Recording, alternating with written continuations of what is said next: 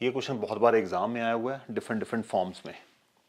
तो क्वेश्चन क्या कहता है, first of all read this problem. Two poles of equal heights are standing opposite to each other on either side of the road. एक road है, road के ऊपर दो पोल हैं, जनरली बिजली के खंभे लगे होते हैं सड़क के ऊपर, दोनों साइड पे उनकी हाइट जनरली सेम होती है।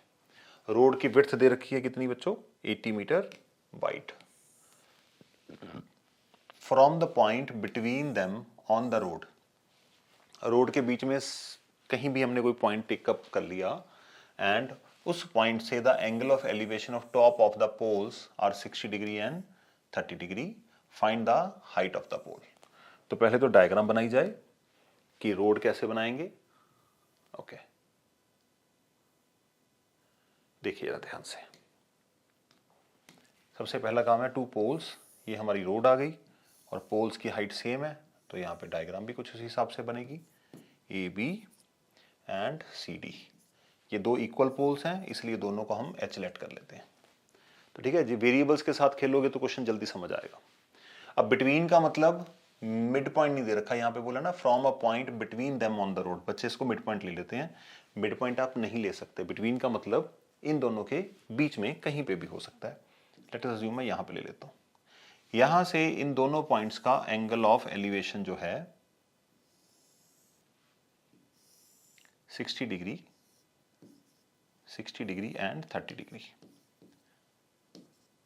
अब आप सोचिए अगर आप बीच में ले लेते हैं पॉइंट, बिल्कुल मिड पॉइंट ले लेते हैं यहां से, तो यहां से तो इनका एंगल ऑफ एलिवेशन बिल्कुल इक्वल ही आ जाएगा। तो फिर 60 और 30 कैसे बनेंगे, तो वो भी साथ में सोचना पड़ता है।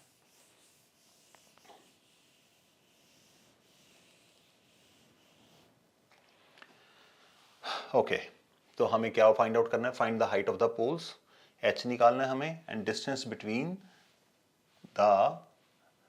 Find the height of the poles and distance of the point from the poles. तो इसका मतलब एक तो हमें ये निकालना है और दूसरा ये निकालना है। अब देखो इसको भी थोड़ा सा अलजेब्रा यूज करेंगे तो काम बनेगा। रोड की विड्थ आपको दे रखी है 80 मीटर, अगर एक डिस्टेंस को आप x लेट कर लेते हैं तो दूसरा डिस्टेंस कितना हो जाएगा, 80 माइनस x मीटर। तो अगर आप ये अलजेब्रा बना के क्वेश्चन को करेंगे तो बहुत जल्दी बनेगा। ओके जितनी मार्किंग वेरिएबल के टर्म्स में कर सकते हैं उतनी करिए। चलिए क्वेश्चन को एक्सप्लेन करते हैं। Let A B and C D be the equal poles, BD is the road which is 80 metre wide. ठीक है जी, एंगल C, इसको C मैंने ऑलरेडी ले लिया, इसको E ले लेते हैं, इस पॉइंट को मैं ले लेता हूं E। तो angle CED 30 degree and angle AEB it give me 60 degree. ठीक है जी, अब हमने लेट क्या किया था, तो let AB equal to CD equals to H, BE को हमने लिया X यहां पर, और ED मिलेगी हमें 80 माइनस एक्स। तो सारी एक्सप्लेनेशन यहां पे हो गई है। हमें निकालना क्या है, to find H and x। तो पहले h और x निकालते हैं, अपने आप ये डिस्टेंसेस आ जाएंगे। तो मैंने आपके साथ क्या डिस्कस किया था कि दोनों में कॉमन देखिए, कुछ ना कुछ कॉमन जरूर होगा दोनों ट्राइंगल्स में। अब इन दोनों ट्राइंगल में कोई बेस कॉमन नहीं है और कोई परपेंडिकुलर कॉमन नहीं है, बट अगर आप देखें दोनों में परपेंडिकुलर की हाइट क्या दे रखी है, h दे रखी है। तो दोनों ट्राइंगल्स आपस में किसी ना किसी वे में कनेक्ट होंगे, बस आपको वो कॉमन वे ही ढूंढनी है। दो इक्वेशंस बनाते हैं, let us move. In triangle, left वाला ट्राइंगल लेते हैं ABE, tan कितना लगेगा, tan 60 परपेंडिकुलर ओवर बेस। तो 60 के लिए परपेंडिकुलर कौन सी है, ये साइड परपेंडिकुलर मानी जाएगी और ये साइड आपकी बेस मानी जाएगी। तो tan 60 √3 परपेंडिकुलर है AB ओवर BE √3, AB की वैल्यू है H और B ही है X, तो H comes out to be √3x। जो आपको मिल जाता है उसको लेके होल्ड कर लीजिए, ऑटोमेटिकली काम हो जाएगा। आपको सब्स्टिट्यूशन मेथड यूज करना है, यहां से जो h की वैल्यू आई है वो दूसरी इक्वेशन में पुट कर देनी है। देखते हैं कैसे।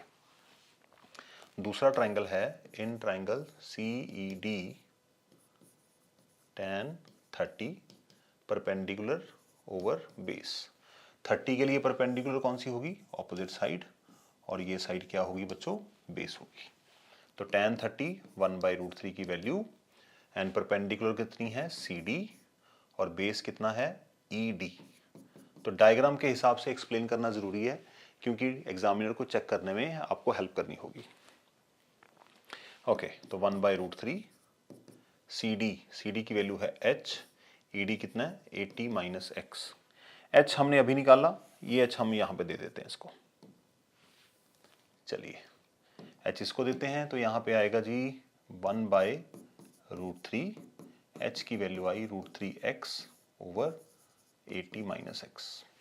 x की इक्वेशन बन गई, x आ जाएगा, x आ गया तो h भी आ जाएगा। क्रॉस मल्टीप्लाई करते हैं, तो √3 इंटू √3x 1 इंटू 80 - x, इसको कैलकुलेट करेंगे। 80 - x, 3x plus x equals to 80, 4x equals to 80, x comes out to be 20। x आया 20। अब x आने से हमारा क्वेश्चन सॉल्व नहीं हुआ। कुछ बच्चे गलती करते हैं, यहीं पे छोड़ के आ जाते हैं और 1-1.5 नंबर गवा देते हैं। तो हमें देखना होगा, हमें क्वेश्चन में फाइंड आउट क्या करना है। हमें फाइंड आउट क्या करना है? हमें फाइंड आउट करना है द हाइट ऑफ द पोल। एक तो h चाहिए और ये दोनों डिस्टेंसेस चाहिए। तो h हमने अभी निकाला था, h कितना है? √3x। तो जो निकाला है बस उसी को यूज करेंगे। Therefore h equal to √3x, x कितना आया? 20, तो it comes out to be 20√3, 20 into 1.732, ये वैल्यू पुट करेंगे 3464 और 34.64 मीटर। h आ गया जी। अब हमें चाहिए BE। BE है x, विच इज x हमने निकाला 20 मीटर, और अपने को सेकेंड डिस्टेंस चाहिए ED। ED comes out to be 80 - x, that is 60 metre. तो ये हमारे आंसर बनते हैं। तो कहने का भाव ये है कि डायग्राम्स में दो ट्रायंगल आपको मिलेंगे मोस्ट ऑफ द टाइम। दोनों ट्रायंगल में कुछ ना कुछ ऐसा कनेक्शन होगा जो कॉमन होगा, तो आपको वो पकड़ना होगा। या तो डायग्रामेटिकली कॉमन बेस होगा, या आपके पास कोई ना कोई ऐसे इक्वल साइड दे रखी होगी जो आपकी हेल्प करेगी। चलिए नेक्स्ट क्वेश्चन देखते हैं कैसे करना है।